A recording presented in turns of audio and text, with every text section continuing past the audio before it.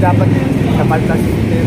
Disiplinadong tao, nung sa kanong araw talaga, pag nakakita ka ng pulis, sasaludo ka. Iiwalay niya yung Mindanao. Ha? Nakalagay sa bantina natin 3 star. Dito pa lang siya, mali na siya. Kaya ako hindi magbabago. Buong Marcos pa rin ako. Survey lang po kami, sir. May tanong lang po kami. Sa 2 taong pong pamumuno ng ating Pangulong Bongbong Marcos at 2 taong din pamumuno ng ating Pangulong Duterte, sa tingin niyo po, sino po ang pinakasabi sa inyo ang magandang performance? Ngayon, okay din naman si Bongbong, kaya lang mas maganda si Pangulong Duterte dati. Medyo naging bansa natin. Kasi medyo nasawa tayo, medyo masasamang gawain sa drugs. Diba? Ganyan, nung si Bongbong na, parang nagbabalik ka na daw. Ano na naman. Mandigan na naman yung mga balik na naman si Dan. Kaya para sa akin, para mas maganda kasi hindi na dapat kapaltas system. Ibig sabihin pinagdabis mo sa inyo, Duterte po? Oo, dahil yung ginawa niya.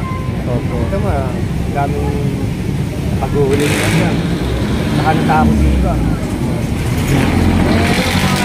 Yung mga naging patayan naman na yan, talagang mangyayari yun. Kasi yung iba dati na dyan, lalaban. Diba? Hindi mawawala yun sa Yung iba naman kasi yung mga nasa katungkulan, mabuso. Kasi kahit yung walang mga kinalaman, natadamay. Dapat pagka yung alam nilang hindi naman talaga yung tao na gano'n ang hanap buhay, hindi nila ginagano. Kasi marami rin kasi nadamay na ibang tao na wala namang kinalaman, hindi naman gano'n ang hanap buhay. Ayun. Hindi naman nasabi. Kung sakali, sir, meron po ba kayong mensahe sa ating Pangulong Bongbong Marcos? Sana ibalik na lang yung bikay. Saka yung mga ganyan, yung mga nangyayari sa atin yun, paulit-ulit lang. Kasi yung batas natin, walang ingiti. Unang-una, pagka ang isang alagad ng batas, masungulas, wala na. Yan lang na eh. Okay, makikita mo naman, nakita mo ngayon, kung hindi pa naging senador si Tulfo, sino mag-i-investiga dyan sa mga ito? Kaya nakakatakot kayo ng panahon. Gusto mo magsumbong, hindi ka makapagsumbong. Kasi baka mamaya, kasabot nila yung pinagsumbong. Yung dyan. Okay, maraming salamat, sir, sa opinion, sir. Salamat po, sir, sa Opinion opinion. ko lang yung para sa akin. Yes, sir. Opo, sir. Salamat, sir, sa pananaw, opinion, sir. Kasi tayo naman kasi kahit na gusto natin na gano'n ang maging bata, wala tayong karapatan. Kasi silang nasa katungkulan. Dapat, tinatanong nila yung mga taong bayan, ano ba ang gusto nyo? Gano'n. Yes, sir. Ibabalik ang kita, ayaw naman ng iba. Diba? Paano? Masasig ka saan, diba? So, kumbaga, sir, talagang gusto nyo ibalik yung mga ganun para... Oo, mas maganda nga nung si Ferdinand Marcos Sr. pang presidente, tahimik ang bayan. Sila lang naman na nagpapasama kay Marcos. Kasi inabot ko yung Marcos. Hindi naman na ganun katindi yung sinasabi. Nung araw, pag nakakita ka ng pulis, sasaluduhan mo talaga eh. Dahil walang ganong mga loko-lokong pulis yun. Kung meron man, ilang lang. Kumbaga, sir, noong time na Apulacay, tahimik talaga. Oo, kaya Apulacay, tahimik. Pinibita yung no? Oo, masagana. Nakita mo yung Chinese na nahuli, pinafiring squad niya. Si Marcos Sr. na nakagawa, unang nagpasok ng drugs dito. Yung siniling nga tayo. Pinafiring squad.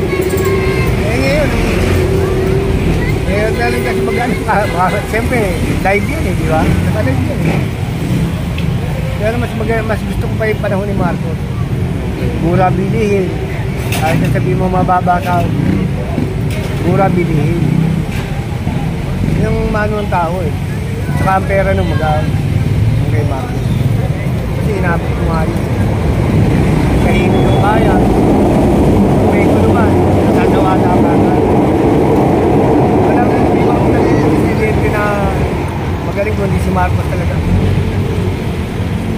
hinuhuli niya yung mga makakaliwa. Nung umupo naman si Corin, pinakawala. Hindi nagbalik sa dati. Di ba? Kasi yung ibang mga kabataan kasi, sumasabay lang yan sa abot. Wala namang mga nalalaman. Rally rito, rally mo. Oh, di ba? Kaya dapat, iniisip din nila. Yung ibang mga kabataan naman ngayon, nagigising na rin sa katotohanan. Kasi nalalaman na nila yung totoo. Yung mga hindi pa nakakaalam yung totoo, ganun pa rin. Nakaano ng rally. Ay tayo, mag-rally ka. Yan lang, kay Bongbong Marcos, mag-rally ka. Pababay. Eh, binoto ng taong bayan yun. Manggugulo lang kayo dyan. Ito yung matapos na lang yung termino ng tao. Di ba? Sa sunod na election, hindi pumili kayo ng gusto mo. Yan lang yun. Kumbaga supportan na lang sir kung sino na po. Kasi sasama, mag-rally. Kakagulo lang. Pilipino, laban sa Pilipino rin mangyayari. O, di ba? Kumbaga isa na naabot niyo yung pamumuno ng senior na President Marcos, ano din yun? 1963 ako Pero pinangalan. sino yung pinagkaiba noon at saka ngayon? Yung panahon ng ating panahon? Malaki talagang pinagkaiba. Kasi nung kay Marcos, pag sinabi niya, talagang may ngiti yung sinabi niya. Sinutubad niya. O, di ba? May artista na nagsalita ng, hindi ko na mabanggit yung pangalan.